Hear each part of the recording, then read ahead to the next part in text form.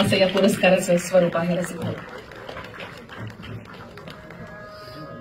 गोव्यातील मंदिरांमधून होणारा एकही सार्वजनिक उत्सव असा नसेल जिथं कडकडेंचा स्वर निनादत नाही.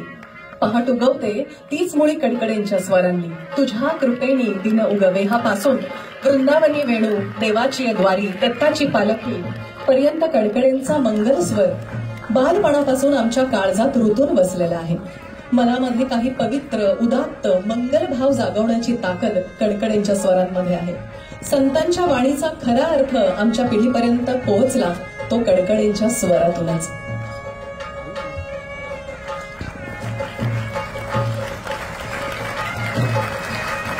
तुमच्याकडून प्रेरणा घेऊन असे अनेक गोमंतकीय कलाकार नावानुपारा येवोत अशीच परमेश्वराचरणी या मंगलक्षणी प्रार्थना.